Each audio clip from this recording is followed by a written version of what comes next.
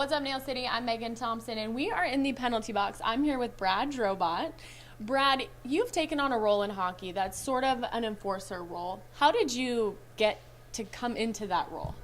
Well, it kind of all started when junior hockey happened. I pretty much was one of the bigger guys on the ice when I was the youngest, so I took on that role. I was never really the strongest skater or had the best skill, so I had to stick around somehow. So that's kind of how I grew into that role. And how did you learn how to fight? Because obviously the enforcer is fighting, and that's why we're sitting in the penalty box, because it's like a second home to you. So how did you learn how to fight?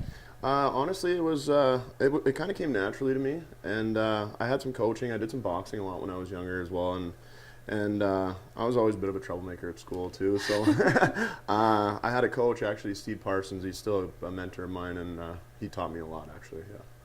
There's a lot of rules to fighting that I think the average fan maybe doesn't know.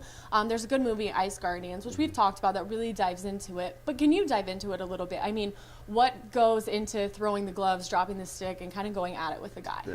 Well, there is like an unwritten code, especially amongst the heavyweights, the big guys. Obviously you don't hit a guy when he's down. There's a lot behind the actual event as it happens.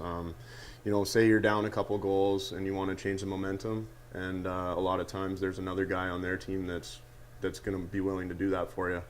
Fighting on the road, fighting at home. If a guy gives you one at home, you kind of owe him one on the road. There's a lot of unwritten rules that actually happen. So there is a lot of respect. At the same time, you're trying to win the fight. There is a lot of mutual respect for someone who's willing to drop the gloves and take you on.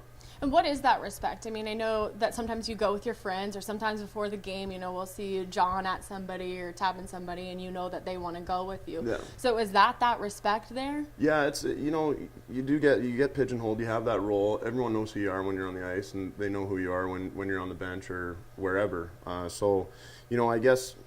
guess when somebody does decide to take you on in a fight, it's just almost subconsciously. You're just like, I got to respect this guy. He's taking on a big guy, a big, strong guy. Like, it's kind of just a subconscious respect, I guess. But sometimes you ask for it, right? Absolutely, yeah. There's times when you have to find it in you to just ask a guy, and there's no real anger. You have to be able to kind of turn that switch on. If you ask a guy just right off the face off and he hasn't done anything wrong to you, and then within a couple seconds you're ready to try and do your best to win the fight.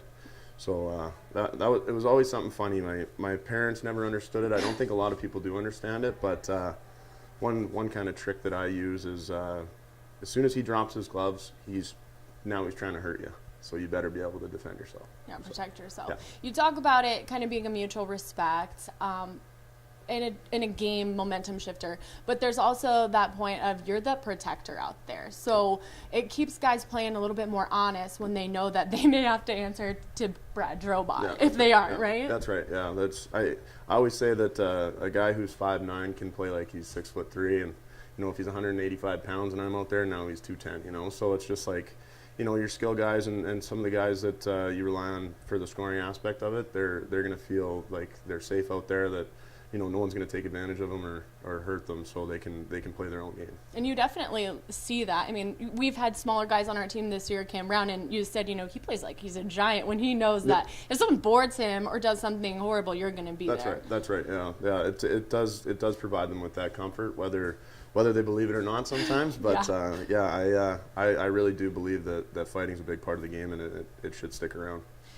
Part of fighting is penalty minutes. So can you kind of break that down? So you can get 5 minutes for fighting, 10 minutes for misconduct. You can get instigating or drawing blood. So kind of break that down for us. Yeah, there's the 5-minute major originally is for fighting. Now they also have an equipment violation if you take your own helmets off, and they're supposed to actually end the fight. That's a new rule this year.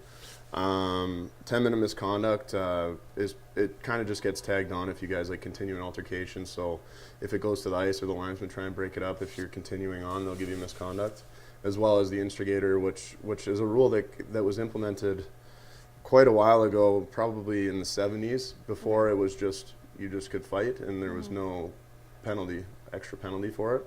So basically that kind of took the goonism out of the game, which is good. So you can't just go out and fight all the time, because you can't put your team down. There's definitely consequences for an instigator. Yeah, so that's kind of the general breakdown of it. Yeah. And do you get extra minutes for drawing blood? Is that one of them, or what is that called? So if there's actually a high stick, it's a double minor. Oh, okay. So if, that's that. if you get caught if you cut someone open with a stick and there's blood, it's a 4-minute penalty instead of a 2. But nothing extra for Nothing fighting. extra for fighting. Okay. No, we're bleeding all the time. Yeah, that is true. Yeah. All right. Well, is there anything else about fighting that you think we haven't touched on, or our fans need to know about this unwritten rules of Fight Club?